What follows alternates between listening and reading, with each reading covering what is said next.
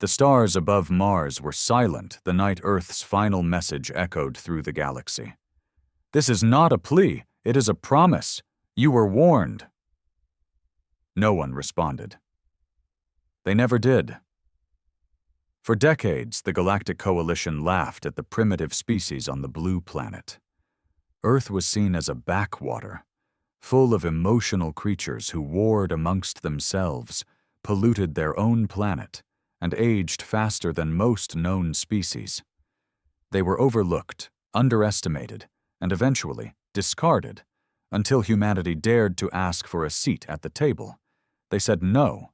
They didn't just say no, they mocked. The Coalition made an example out of Earth, a mining operation accidentally drilled into the Earth's core from its moon outpost, destabilizing Earth's magnetic field. Millions died. Crops failed.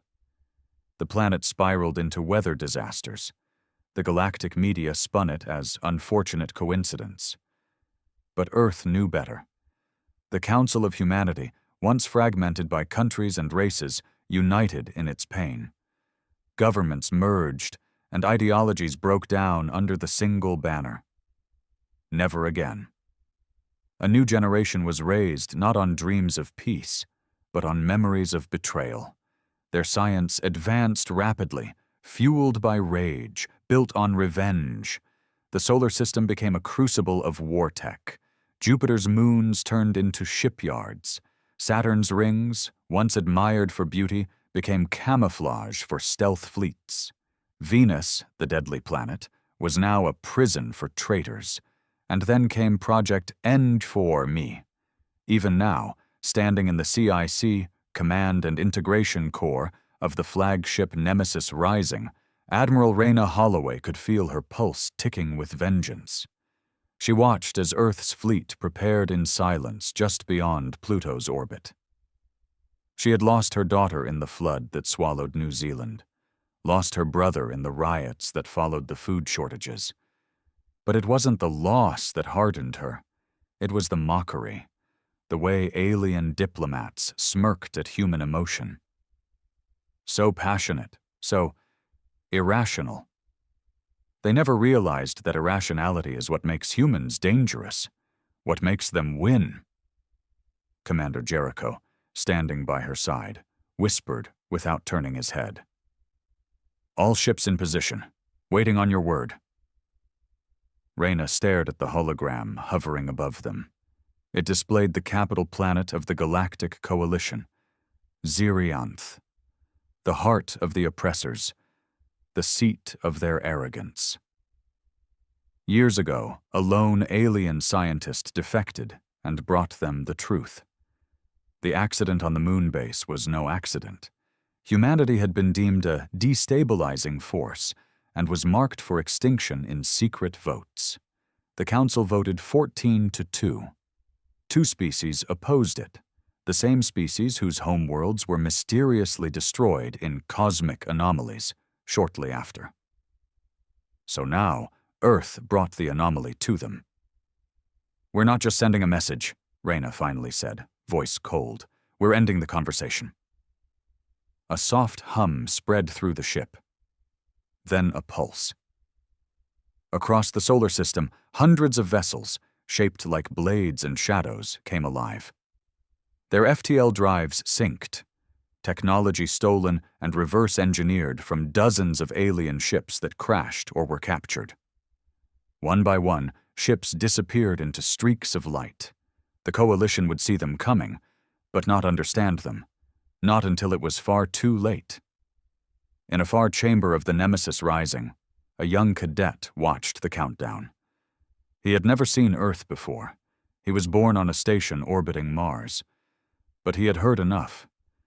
His mother died during the plagues that spread after the biospheres collapsed. His father built the reactors that now powered their war engines. "Are we the bad guys?" he asked his sergeant, barely above a whisper. The sergeant, a weathered man with synthetic arms and a steel eye, didn't look at him. "They had their chance to do the right thing. They spat on it. So now they'll choke on ours." The cadet nodded slowly, unsure if that was comforting or terrifying.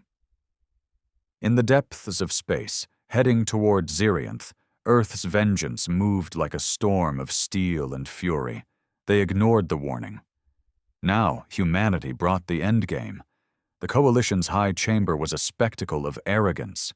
Marble-like floors shimmered beneath floating delegates, their forms alien and grotesquely elegant. Feathers, scales, crystalline limbs, and pheromone trails filled the air like some holy court of untouchable gods. At the center, the High Arbiter, a towering being of biosilicon and liquid nerves, observed the growing reports with unreadable calm. "Unscheduled warp activity from Sector 229-Beta," the voice of a lower-ranked translator droned. "Multiple vessels of Terran origin detected moving toward Zirianth system." A ripple of amusement buzzed through the chamber. "The humans again?" chuckled a tall, gas-like entity encased in a containment shell. "What will they do this time? Bark at our gates and demand justice?" Another delegate, its form entirely constructed of organic vines that responded to light, curled into itself like a flower. "Let them come. Their last attempt barely singed one of our outposts. These creatures operate on emotion, not strategy." Only one among them didn't laugh. The Zarnaxian representative, an ancient race known for memory-based survival, did not even shift in his skeletal shell. His compound eyes flickered with memory, of Earth's rage, of what remained of the two other council members who voted to protect them. The High Arbiter raised a hand of shifting metal, and silence fell. Humanity has made their position clear. They seek retribution.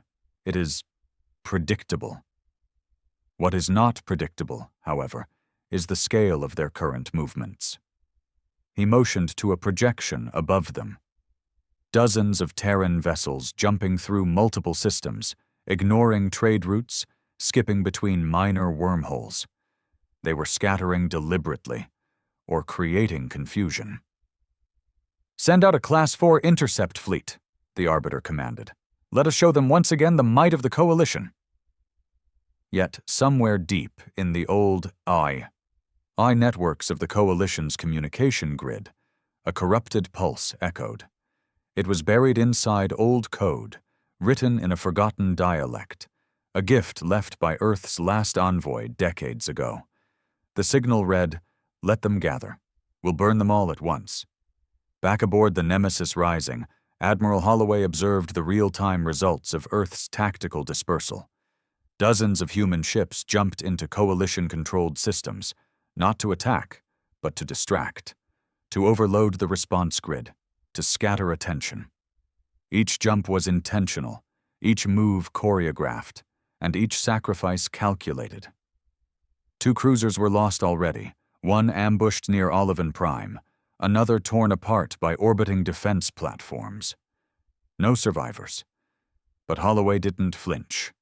This wasn't a rescue mission. This wasn't diplomacy. This was the last lesson. "Admiral," Jericho said, pointing at the central console. "The Harbinger-class carriers are holding formation near the asteroid veil. Cloaking is holding." "Good," she replied. "When we breach the Zirianth perimeter, the cloak will drop. By then it won't matter." Beneath her cold tone was a fire that hadn't gone out since the night she buried her family in soil that refused to grow anything again. Vengeance wasn't just a fuel. It was a blueprint. The bridge crew worked like ghosts, efficient, quiet, focused. These weren't soldiers trained for honor or medals.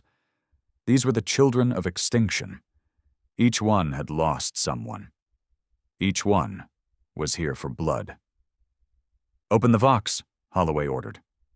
A comms officer nodded, and the fleet-wide broadcast link lit up.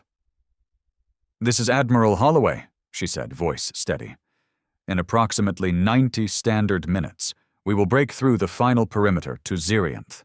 Some of you won't make it past that line. Some of you already knew you wouldn't when you signed up." She paused. "They call us irrational, emotional, uncivilized. They call us primitive. But they forgot something important. Our species climbed out of mud, survived ice ages, nuked ourselves, rebuilt from ash, and then reached for the stars anyway. We didn't do it because we were smart. We did it because we refused to die. She stepped forward, her eyes flicking to the faces watching her on hundreds of other ships. We are not asking for peace. We are not looking for negotiations. We gave them our olive branch and they burned it. Now we give them fire. This is not just a strike. It's not just a war. It's the reckoning. She cut the line. And for a moment, the void between the stars held its breath. The Coalition's response was swift, but sloppy. They launched 3 fleets to defend Zirianth's perimeter, believing the human assault would be head-on, direct. But Earth had never fought like the others. In the shadow of a dying dwarf star, 20 human stealth frigates powered down their drives and waited. Coated in magneto-ceramic layers, their hulls absorbed light. Coalition patrols passed right by them. Then, synchronized to the millisecond, they activated and attacked. Their payload wasn't bombs or plasma fire. It was code. Viruses built from human language, the oldest weapon in the human arsenal, manipulation. The first to fall was the planetary defense net. Within seconds, orbital guns spun out of control. Some turned inward, others simply shut down. Confusion followed as human ships tore through the system's edge, not as an invading fleet, but as ghosts in the dark. Coalition vessels fell before they even identified the source of damage. Then came the visual feeds. From across the sector, different Coalition command centers began intercepting human transmissions. Screams, explosions, laughter. Not all of it was live. It wasn't meant to be. Earth had discovered the weakness of many Coalition species, emotional dissonance. They weren't irrational. They relied on control, on stability. So Earth made them feel. They made them panic. By the time the first human dreadnought broke cloak and unleashed a beam weapon designed to melt through kilometer-thick armor, the Coalition's front line had already fractured. Admiral Holloway stood on the bridge, hands behind her back, as the Nemesis Rising powered toward Zirianth itself. They had 27 minutes before reaching high orbit.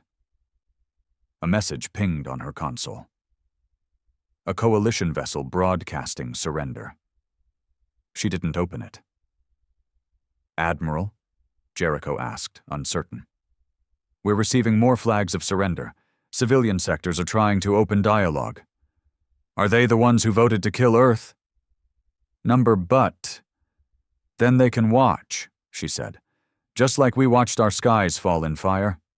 Just like we begged and heard only silence." Jericho didn't press further. Down in the drop bays, thousands of human Marines readied their gear. Some would land, some wouldn't. None hesitated.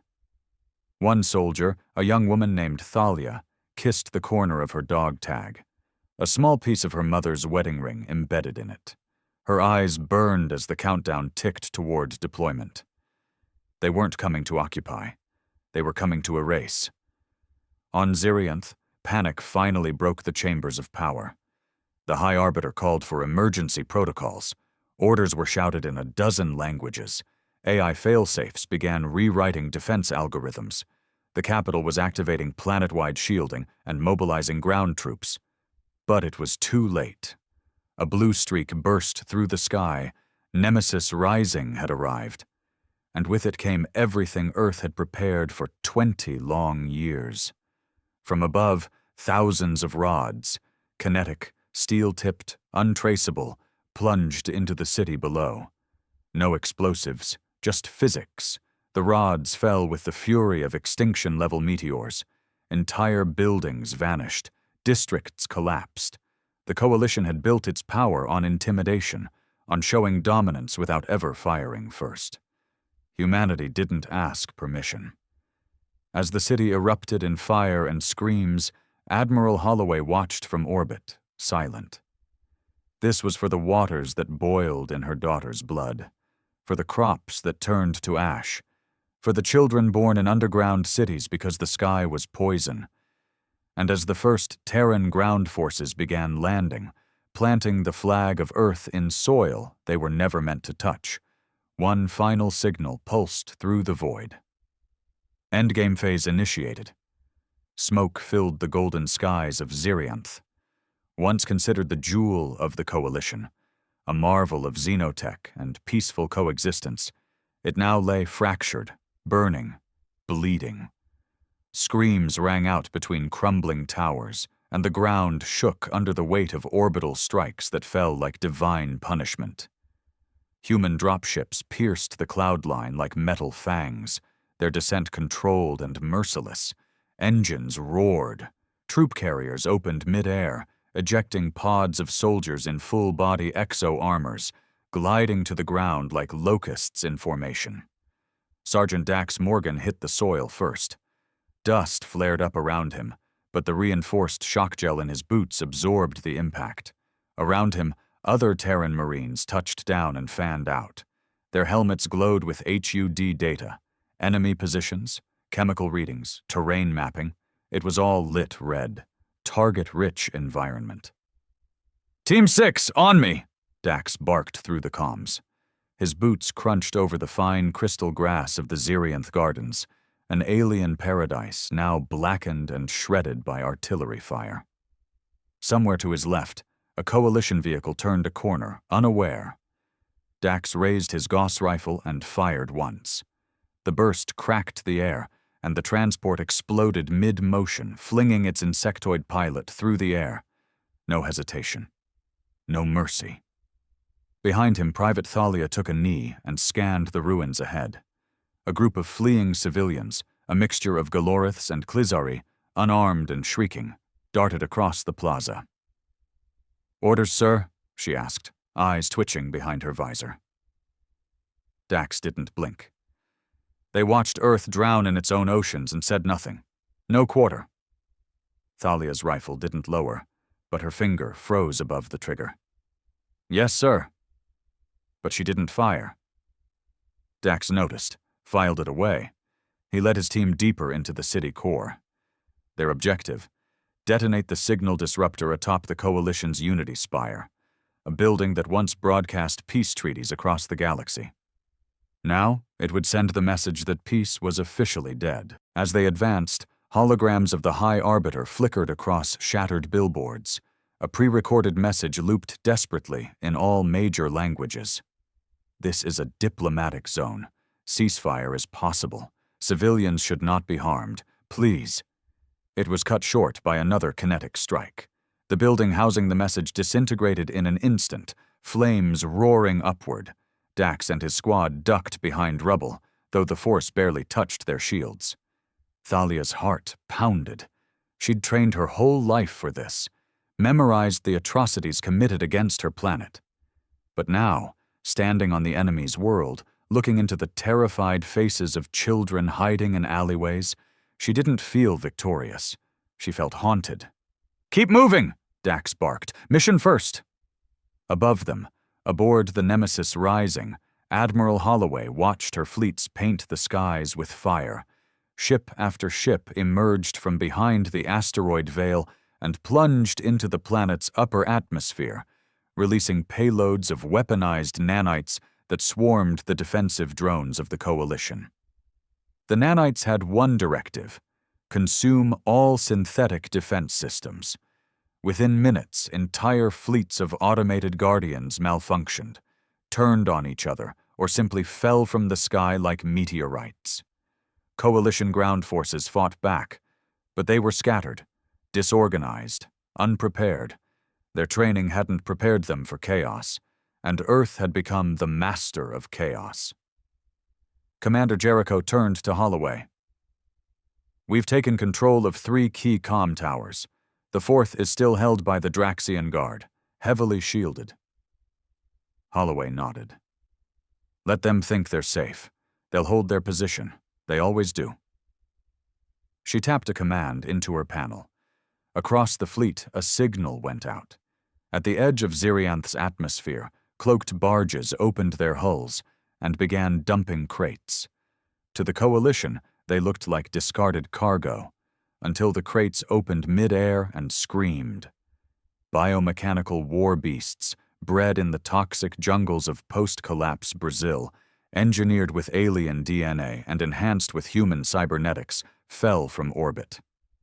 Designed to sow terror, they landed hard and began ripping through enemy lines with no concern for friend or foe. Some of them weren't even controlled, just programmed for rage. The Coalition had once called Earth's use of animals in warfare barbaric. Now they called it unstoppable. Inside the Unity Spire, the Draxian Guard fortified their positions. Towering creatures covered in silver exoskeletons and bearing plasma lances, they were considered elite, unbreakable. They had fought wars that spanned centuries. Then humanity brought minutes. A breach charge detonated the main gate, and Dax Morgan's squad stormed inside. Close quarters, screaming corridors. The Marines moved like liquid steel. 2 Draxians fell before they could turn. A third stabbed through Corporal Gaines's thigh, but Thalia gunned it down before it could twist the blade. They fought floor by floor, blood splashing walls, human and alien alike. Thalia's hands shook as she reloaded. A young Draxian soldier had tried to surrender, barely older than her. She hesitated. Dax shot him in the head without a word. "This isn't mercy," he growled. "This is justice with a trigger." She wanted to scream at him, but she didn't. They reached the signal room and planted the detonation charges. Dax keyed in the timer. 10 minutes, he said.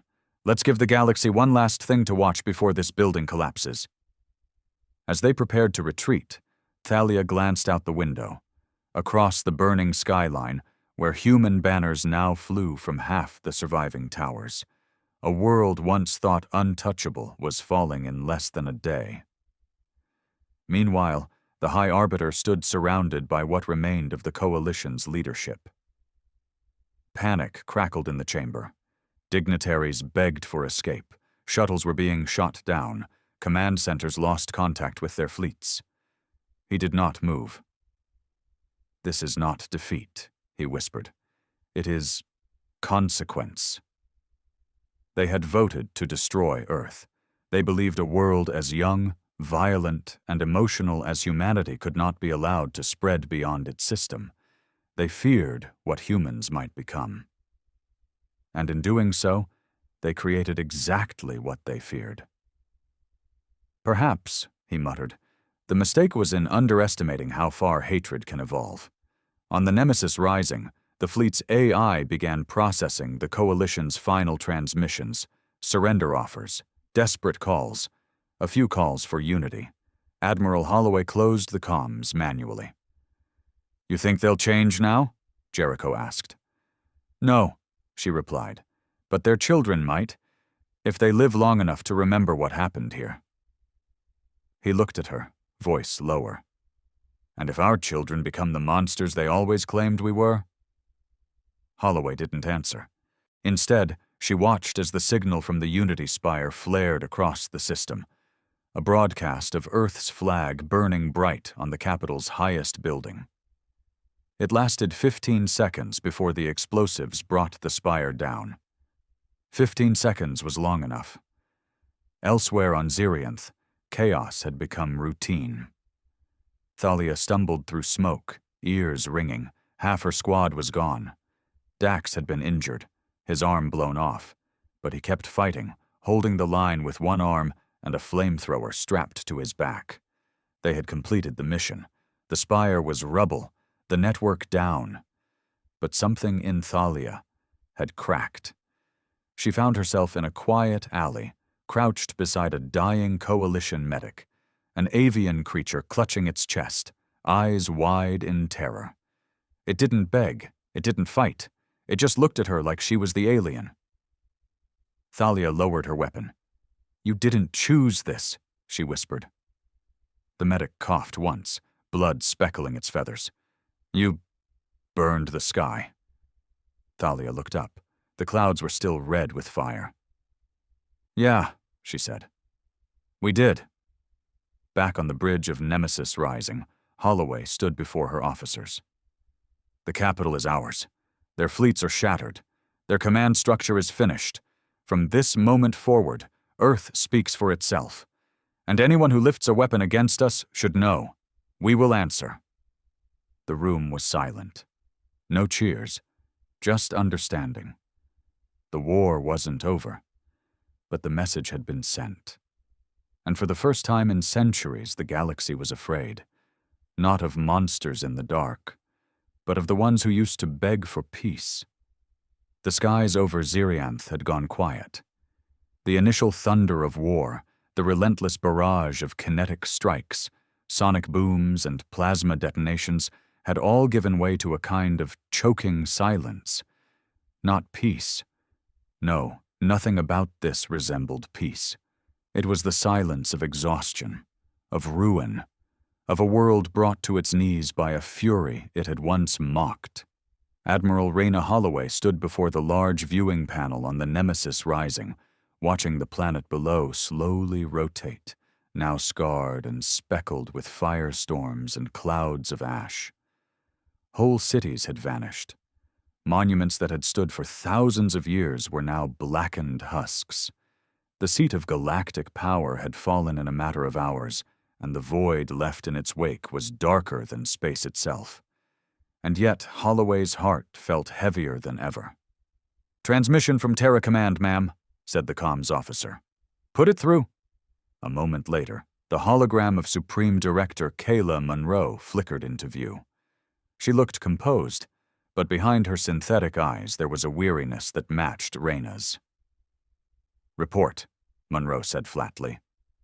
"Zirianth is neutralized. Coalition leadership has scattered or surrendered. Resistance is minimal. Civilian losses are significant. Collateral damage was authorized." "I know," Raina replied, folding her arms. "Doesn't make it easier." Monroe didn't flinch. "Do you regret it?" Raina thought about that. The image of her daughter's charred school still haunted her. The feel of her brother's ashes in her hands after the funeral on a cloudless Martian morning. The sound of coalition delegates laughing when humanity begged for help. "No," she said, "but I don't celebrate it either." Monroe gave a single nod. "We move to Phase 3. Secure the outer colonies. Send envoys to the surviving neutral species. Offer them a choice. Join us or prepare to defend themselves." "Understood." The call ended. Commander Jericho stepped beside her, glancing at the screen. "So that's it?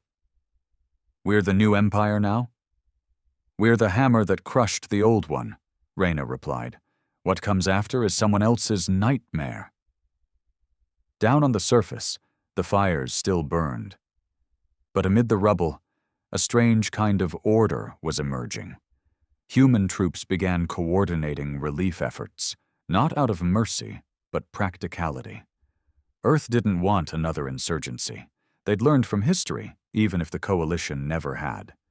Sergeant Dax Morgan, now patched up with a temporary cyber arm, led a unit through what used to be Zirianth's cultural district. Statues lay toppled, alien paintings reduced to ash. Museums filled with millennia of galactic history now stood silent and empty, looted by panicked elites who fled the moment they heard Earth's fleet enter the system. Private Thalia walked behind him, weapon holstered, gaze low. They passed a group of coalition civilians, thin, trembling figures with makeshift signs that read in broken English, "We did not vote to kill Earth. We are not our leaders." Some of the younger soldiers muttered slurs under their breath. A few pointed weapons, half joking. Dax didn't stop them. He didn't say anything at all. But Thalia stepped forward. "They're not armed," she said, voice firm. "And?" sneered a corporal beside her. "You think they would have spared us?" "I don't care what they would have done. I care what we become." The corporal spat on the ground. You're in the wrong war, Princess. Dax finally turned. Let her be. That was the most mercy he would show. Elsewhere, deep in the subterranean vaults of Zirianth, a different scene unfolded. A coalition child, barely the height of a Terran preteen, hid among shattered databanks. His name was Kellis, son of a mid-ranking Zirianthian scientist who had stayed behind to delay the invaders and paid with her life. Now Kellis sat shivering beside her body, watching shadows pass over the vents above. His species had never known real war, not like humans. His ancestors were engineers, not fighters. But he understood enough. They had poked a sleeping god, and now that God had broken free, he didn't cry. He just stared at the blinking red light of a recording module still embedded in the wall. It had captured everything: the strikes, the fire, the human's final message. This is not conquest. This is closure, he whispered to himself, a promise in his language. We will not forget. On board the Nemesis Rising, Admiral Holloway sat alone in her quarters. The noise of the bridge, the chatter of officers, even the silent efficiency of AI routines. All of it faded when she stepped into this room. Just the dark. Just her and the old picture on the wall. Her daughter, age 7, laughing in a sunflower field on the Oregon Ark farms before the droughts turned it all to sand. Holloway stared at that photo every night. She kept asking herself the same question. Did they deserve this? All of them? She wanted the answer to be yes. She needed it to be yes. But the answer wouldn't come. All she had were memories of screams from both Earth and now Zirianth. The universe didn't reward morality. It rewarded finality. A soft knock interrupted her thoughts. Jericho stepped in, carrying a datapad. We've received word, he said. One of the last coalition outposts surrendered, voluntarily. No resistance. Holloway took the pad, scanned it. Why? They claim they sympathized with Earth all along, secretly, said they feared speaking out. Reyna handed the pad back. Fear is a good teacher. It's time the galaxy sat in the classroom. Jericho paused. What happens when we're the ones they fear? She looked at him. That's the point. In the days that followed, human fleets expanded outward, not with invasions, but with presence. Silent. Watching. Orbiting key systems where once the coalition ruled unopposed. The message was clear. Earth doesn't ask twice. Delegates from lesser species came groveling. Some offered gifts, others offered technology, territory, access. Humanity took it all. And for the first time in the known galaxy, the most feared words weren't in coalition dialect or ancient Zarnaxian runes. They were in English. Terran authority incoming. Thalia stood at the edge of a ruined garden, helmet tucked under her arm. The sun above Zirianth still shone a soft, artificial gold, but now the sky was tainted by smoke. A child sat on a stone near her, a coalition orphan, thin, silent, watching her. She crouched. What's your name? She asked gently. The child said nothing. But after a moment, he pointed to his chest and whispered, Kellis. Thalia nodded. I'm Thalia. He didn't respond. She didn't press. They sat in silence for a while. Then he pointed to the sky. Will you leave? Thalia followed his gaze. The Earth fleet still hovered, like vultures made of metal and flame. I don't know, she admitted. Kellis looked at her with a question behind his eyes. Will you come back? Will you destroy more? Will you let us heal? But he didn't ask. And she didn't answer. Some things didn't need words. Back on Earth, broadcasts lit up with images from Zirianth. Glorious victories, the collapse of the spire, the moment a human flag waved on the coalition capital. The people cheered, families cried, children chanted Holloway's name in schools built on ruins. But somewhere deep in the noise, an old soldier turned off the feed. A veteran of the lunar wars. He poured himself a drink and whispered to no one in particular. "They'll cheer for her now, until they see what we've become." Outside his window, the sky was clear, but it never looked the same again. The Terran flag still waved high above the scorched skyline of Zirianth, but the fires were starting to cool. The war machines slowed, soldiers stopped shouting, and the long, uneasy silence of occupation settled in. Humanity had won. It was no longer a matter of debate. It was fact. The Coalition's heart had been pierced, and now the galaxy held its breath. But beneath the surface, in forgotten tunnels and broken districts, something else was waking up. Resentment. It came slowly at first. Graffiti in obscure dialects on ruined walls. Never forgive. We watched Earth burn, and now we burn. But who heals? Terror born from terror is still terror. Whispers, then meetings, then plans. They weren't soldiers, not anymore.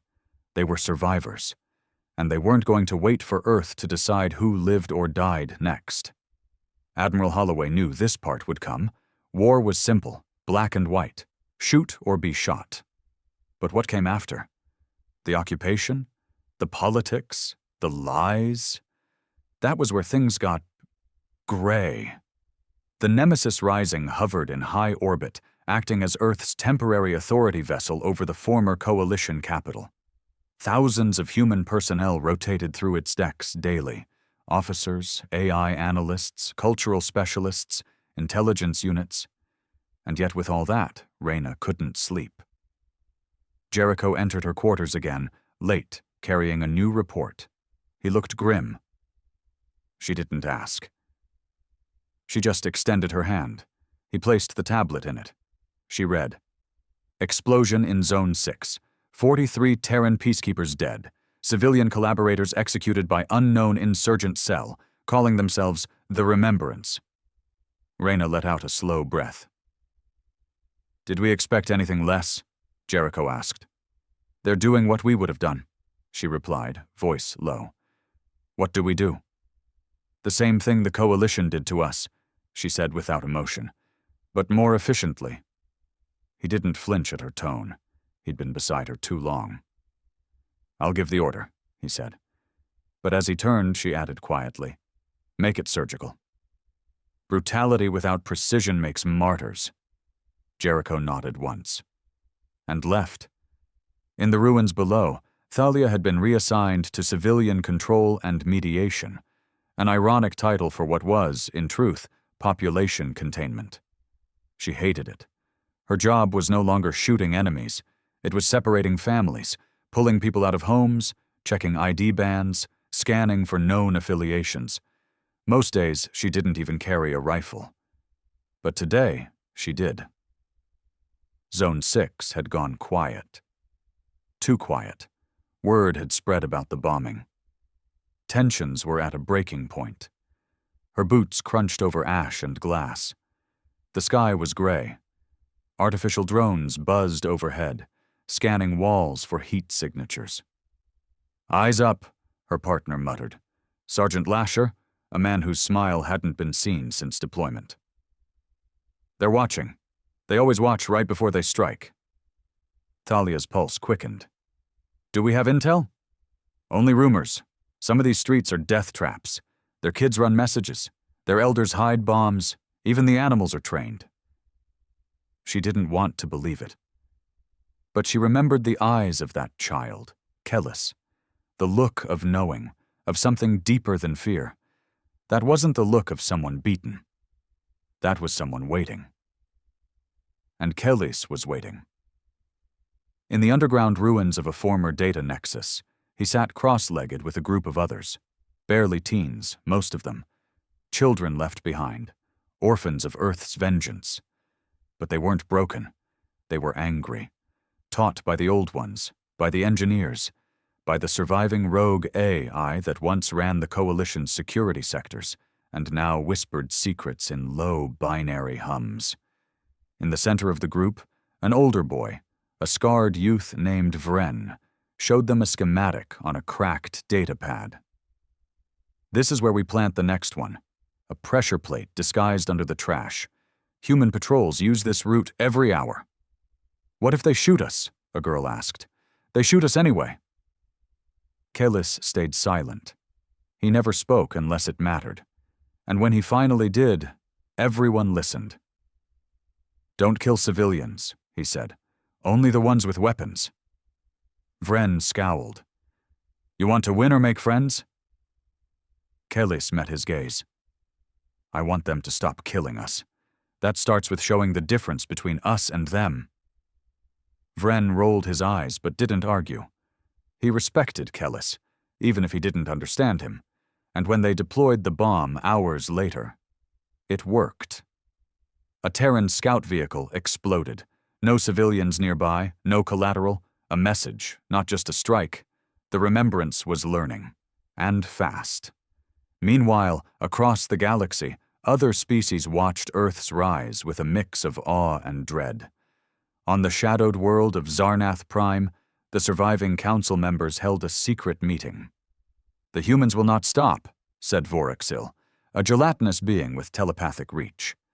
"They now rule the most powerful system, and they show no sign of restraint." "They claim retaliation," argued another. "A justified purge." "A purge doesn't set up administration. This is empire building." The room darkened as a projection played, images of Terran fleets moving into unclaimed sectors, protecting trading routes, supervising formerly neutral research stations. "They don't want justice," Voraxil whispered. "They want control." "What do we do?" The silence that followed was heavy. "Survive, hide, and wait. The cycle always turns. Even gods bleed eventually." Back in the human command center on Zirianth, Admiral Holloway stood before a map of the galaxy, red dots spreading like ink. Each one a location under Terran authority. Some willingly submitted. Others were still being persuaded. She didn't smile. She didn't celebrate. She just whispered to herself like a ritual. They ignored the warning. A pause. Now they understand the cost. Jericho entered, another report in hand. He looked tired. "They're broadcasting again," he said. "The Remembrance, propaganda videos, children reciting poems about Earth's cruelty, footage of destroyed temples, dead parents, starving babies." "Let them," Holloway replied. "We warned the galaxy what would happen. They thought we wouldn't follow through." He stepped closer. "What if this breeds more resistance?" She turned to him, voice like steel. "Then we burn more cities." He hesitated. "And after that?" She didn't answer, because even she wasn't sure. At night, Thalia found herself walking alone, helmet off, rifle slung but silent. She passed a mural, freshly painted by a coalition artist, hidden in a side alley. It showed a child standing before a wall of flames. Behind him, shadows of humans with burning eyes. Above, the words written in a dozen languages. "Revenge is never the end. Only the excuse." She stared at it for a long time. Did they think Earth wanted this? Number Earth was forced into this. But even as she thought it, it sounded less convincing. She turned away before anyone saw her hesitate. And below, in the dark, Kalis drew his own mural. On the wall of a bombed-out data vault, with stolen paint and shaking hands. It was a planet. Blue and green, wrapped in clouds. Earth. But around it were the faces of all those it had broken to survive. And beneath it, he scrawled a single sentence, barely legible in the low light. "You were once us, and one day, we'll be you." The galaxy had always been a place of systems and stars, of ancient alliances and unspoken rules, until Earth rewrote them in fire. With the coalition shattered and its leaders scattered or dead, there was no higher authority left to challenge Terran dominance. Not openly, at least. But empires never fall with a single blow, and they never rise without rot seeping in first. From Xerianth to the outer moons of the Dalari sector, rebellion was no longer a whisper. It was a rhythm. Admiral Reyna Holloway stared at the red, pulsing lights on her holographic war map. Attacks, sabotage, disappearances, all coordinated, all subtle. Each incident by itself was minor. Together they screamed of an insurgency far more intelligent and far more organized than anything Earth had planned for. She stood at the center of the tactical room aboard the Nemesis Rising. Her face looked carved from stone, jaw clenched, shoulders squared. The officers around her stood in silence as the data poured in. 13 Terran operatives disappeared on Televon 6. A science station on Mira fell into enemy hands overnight. 3 human outposts lost power for 6 hours after simultaneous AI hijackings. "The Remembrance is evolving," Commander Jericho said grimly. "They're winning hearts," another officer added. "Even among species that once despised the Coalition, they paint us as tyrants." "They're not painting," Holloway snapped. "They're projecting. That's what people do when they lose. Rewrite the story to justify the bleeding." She paused, then stepped forward. "We underestimated their resilience. The Coalition was bloated, lazy. But these survivors, they found something dangerous." "What?" She looked straight into Jericho's eyes. "Purpose." In the lower decks of the Nemesis Rising, an interrogation room pulsed with low white light. Behind a one-way glass, Private Thalia stood across from a prisoner, an alien female, species unknown, skin like woven light, eyes unblinking. Thalia had been ordered to observe. "Learn their methods," the handler had said. "They're the ones recruiting for the Remembrance." But something about this one was different. "You don't speak?" Thalia asked, arms crossed. The alien tilted its head slightly. Its mouth didn't move, but its voice echoed, directly into her skull. "I speak in truth. You hear what you're ready for." Thalia flinched. "What's your truth, then?" The alien didn't answer immediately. Instead, it raised a single translucent finger and drew a circle in the air. "Balance," it said. "You broke it." "We were attacked," Thalia said defensively. "We survived." "Survival without reflection becomes tyranny." Thalia swallowed hard. "Are you part of the Remembrance?" "We are all part of the Remembrance, even you. The question is, what do you choose to remember?" Thalia turned away. But the voice remained in her mind long after she left the room. Down on Xerianth's surface, beneath the burned-out spires of what used to be the Galactic Cultural Center, a new resistance cell gathered. They were a blend of species, former diplomats, ex-soldiers, children of survivors. Their leader wasn't the strongest or the oldest. It was Kellis, now nearly 15 cycles old. His face was sharper, harder, but his eyes had not dulled. If anything, they had become colder, focused.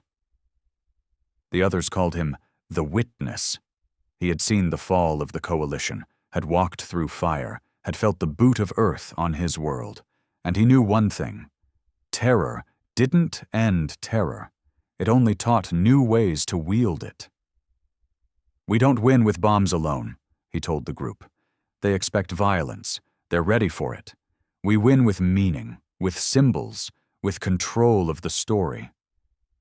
He pointed to a hologram, a Terran general speaking to settlers on a recently liberated planet, promising safety. "Watch how they speak, not like liberators, like owners. The galaxy sees this." A scarred fighter grunted, "So what? We send propaganda." "We become the story," Kalis said. "Every ship they send must fear our shadow. Every child on a backwater moon must know our voice." "And when they find us?" Kalis didn't hesitate. Then they'll learn what happens when ghosts rise. Meanwhile, Earth had become a world of paradox. On one hand, celebration still echoed in cities rebuilt from climate collapse. Children learned about the Zerianth campaign as a righteous act of final justice. Statues of Admiral Holloway were erected across the United Earth territories. Stoic, strong, unbending. But cracks had started to form.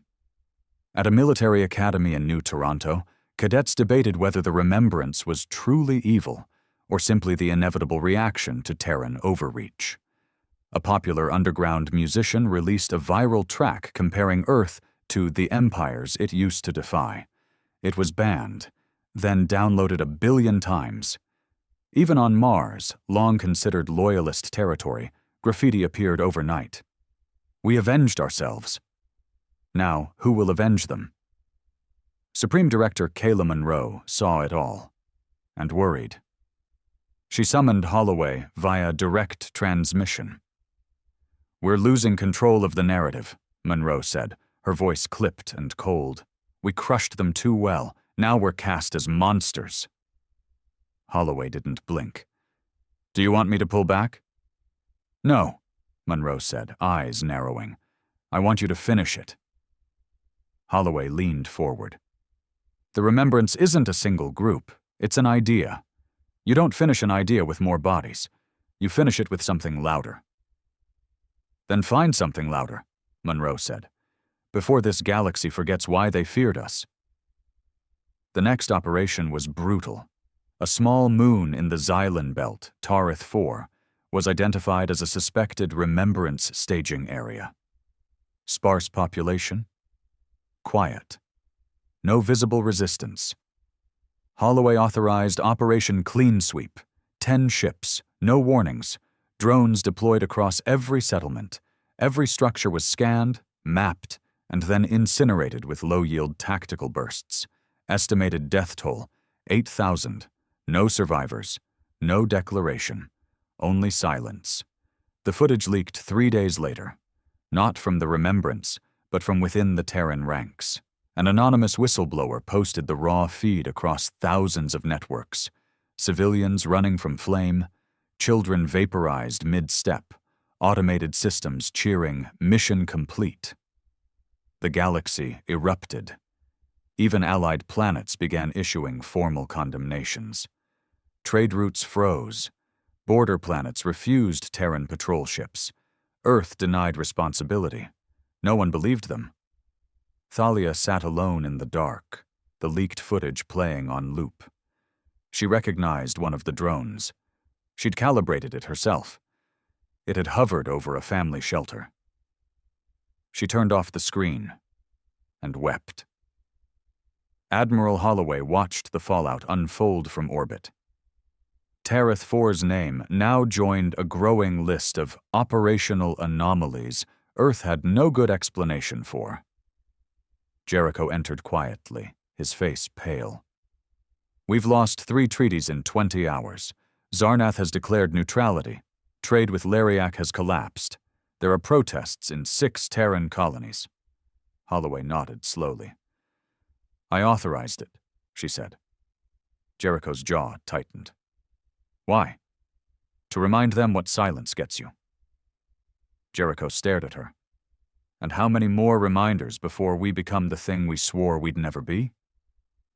Holloway turned away. "That happened the day they made us beg." And far below, in the depths of Zerianth, a new mural appeared. Kalis stood before it, brush still wet with paint. It showed Earth, massive, powerful, glowing. But around it were ghosts. Billions. Eyes without bodies, faces without names. And above it, written in all known languages, "You can conquer a world, but not its memory." The seeds of doubt, once scattered in whispers and shadows, had finally taken root. On Earth itself. The homeworld that once wept beneath the Coalition's silence now found itself standing on the other side of the mirror. And for the first time since the Endgame began, the people of Earth began to ask, Not if they had one, but what they had become to do it. Protests started small. Students marching in silent columns, discharged veterans placing their medals in coffins and sending them back to the Terran Authority in protest. Then came the blackouts, coordinated strikes by AI engineers and power grid workers, shutting down sectors for hours at a time in defiance of the government's refusal to acknowledge the Terrath 4 massacre. Then, a word began to appear across Earth's megacities, spray-painted across monuments, whispered in alleys, carved into the steel of old war statues. Remembrance! Admiral Holloway had seen revolutions before, from behind a screen, from afar. This was different. This one was personal, because it wasn't the outer colonies or some forgotten alien world in rebellion. It was Earth. It was home. She sat alone in the observation bay of Nemesis Rising, watching the blue marble float in space, serene and innocent-looking from this distance. It was hard to imagine it was splintering. Jericho entered without knocking. He didn't need to anymore. "They hit the Earth-fed databanks this morning," he said, not even trying to sugarcoat it. "Exposed communication logs. Terrath 4 wasn't just authorized, it was rehearsed, months in advance." Holloway didn't blink. "We already knew that." "They didn't," Jericho replied sharply. She turned to him. "And what do you want me to say? That it was a mistake? That we were too cruel? That we forgot our humanity?" Jericho was quiet for a moment. Then, "Yes. I think I do." Silence. The kind that cuts deeper than a blade. Finally, she stood, walking past him. "Come with me," she said. They moved down into the restricted levels of the ship, deep into the belly, where weapons weren't stored, but people.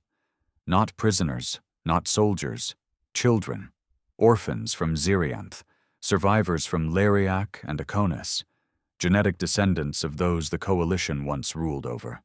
The Terran Authority had collected them, rebranded the act as protective custody. In truth, it was containment, dressed up as charity. They lived in sterile rooms, monitored by AI nannies, never exposed to Earth culture or language, groomed, conditioned. Jericho stared through the reinforced glass at a group of them sitting around a screen showing Terran educational programming. "They look happy," he muttered. "They don't know what they lost," Holloway said softly. "Is that mercy? Or is it another war crime waiting to happen?"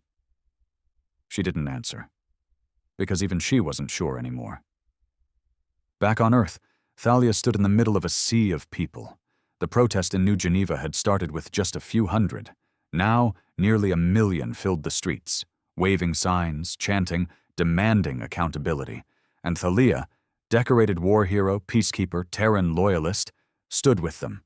No weapon, no uniform, just her voice. "They told us we were saving the galaxy," she spoke into a live feed, face broadcast across 1,000 systems. "But who saves it from us?" Behind her, a massive screen played the video from Terrath 4, over and over. "We survived the silence of the Coalition," she said, "and now we silence others in return. That's not justice. That's vengeance with a flag." The crowd roared, and somewhere, hidden in the mass, Kellis watched. Now 16, taller, leaner, quieter, but more dangerous than ever. He wore no mask. He didn't need one, because Earth had already given him a face. Theirs, in the Terran High Council, chaos. Kayla Monroe slammed her fist against the console, voice cold with fury. "She was one of ours!" The footage of Thalia's speech was playing on every screen. It had been translated into 79 languages in less than an hour. Even human-friendly colonies were echoing the chant now. "Never again, not in our name." "She's a traitor," another counselor hissed. "No," Monroe said, her voice colder now. "She's a martyr in the making, and we don't need another one of those. Holloway has to deal with this." "And if she doesn't? Then she's no longer useful." The next morning, Holloway received a secure message. Terminate Thalia. Quietly. Discredit her if necessary. She stared at the order for a long time. The irony wasn't lost on her. Thalia had once been a symbol of hope, a poster child for unity. Now she was inconvenient. Now she was a target. Jericho read the message over her shoulder. "You're not going to do it," he said. She didn't answer, just sat still. But her eyes looked like someone staring at a grave they didn't remember digging. Finally she spoke. "I'm tired of killing our own." Meanwhile, in the underground chambers of Zirianth, the Remembrance Council had grown. Kalis stood at the head of the circle, reading the latest reports from Earth. "They're imploding," said Vran, arms crossed, pleased. "The protests are spreading. Their own heroes are turning." "That's not victory," Kalis said, placing the datapad down. "Then what is?" "Change. Not just revenge. We don't want to replace Earth's tyranny with our own. We want something better." Vren rolled his eyes. "You sound like them." "No," Kellis said quietly. "I sound like what they could have been." Admiral Holloway made her decision that night. She summoned a Terran broadcast channel. Official, encrypted, direct to the people. And then she told the truth. About Terith IV, about the Order, about the fear that had driven every decision since Earth first learned it was on the chopping block. "I did it," she said, her face grim, eyes haunted. "I authorized the strikes. I believed we had no other choice." She paused. "I was wrong." The silence afterward was deafening. She turned to Jericho. "I just ended my career." Jericho shook his head. "Maybe. Or maybe you just started humanity's second chance." Across the galaxy, people watched Holloway's confession in stunned silence. Some wept, some cursed, but most just sat in silence, finally seeing what lay beneath Earth's steel grip, a wound, still bleeding. Later that night, Thalia received a private message. No name, no location, just a sentence. "The stars remember who burns them, but also who tries to heal." She didn't need to ask who sent it. She just looked up at the sky, a new fire in her chest. The Endgame had ended. But the reckoning was only just beginning. It began with one ship leaving orbit. Nemesis Rising, once Earth's most feared war vessel, broke formation and disengaged from the Terran command grid. Its departure was silent, unnoticed by most, just another signal in the void. But to those watching closely, to the factions forming in the shadows, it was thunder. Admiral Rayna Holloway had resigned her commission. Not with a press release. Not with a speech. She just walked away. Because after everything, after the vengeance, after the genocide, after the lies stacked on war crimes wrapped in good intentions, there was nothing left to say. She didn't believe in Earth anymore. Not like this. Earth spun slowly, a blue marble choked by debate and unrest. The protests had not stopped. They had spread. Whole cities refused orders from the Terran High Command. Colonial governors turned off communication relays. Entire military regiments laid down arms. It wasn't war. It was rejection. They didn't want to fight Earth. They just didn't want to be Earth. Thalia stood in front of a former recruitment center in New Tokyo, surrounded by hundreds of young men and women. Former soldiers, students, civilians. They didn't chant anymore. That part was over. Now they were organizing. "There's no need for a war if we can build something better," Thalia said, voice steady. "We don't need to burn the system. We just need to stop feeding it." They wore no uniforms, no ranks, just symbols, a silver circle broken at the top. The remembrance, not a movement anymore, an identity. Kellis walked beside a human boy on the moon world of Enceladus IV. one of Earth's first colonized moons outside Sol, once fiercely Terran, now neutral ground. The boy's name was Micah. He had fled Earth after his father, a decorated general, had been sentenced for leaking the Tarith 4 footage. "They'll come for us, won't they?" Micah asked, skipping a small rock across the silver sands. "Yes," Killis said, calm, "but by then we won't be hiding anymore." "Then what?" "Then we show them who we became while they were busy pretending to be gods." Micah nodded slowly. "You talk like my dad used to. Said power's not evil, but it's addictive." Kellis didn't smile, but his voice was soft. "That's why we don't hold it forever." In the halls of Earth's High Council, cracks turned to chasms. Kayla Monroe found herself staring at empty chairs, resignations, deaths, silence. She had controlled the Terran Authority through iron and fear, through victory. But now? Now the people she once led were questioning her very existence. The final blow came when an entire fleet refused to respond to her direct orders. Instead, they relayed a message from the outer colonies. "Earth no longer speaks for us." Monroe stared at the words for a long time and said nothing. Because when gods fall, there are no parades, just dust. Holloway had landed on a small, uninhabited world at the edge of known space.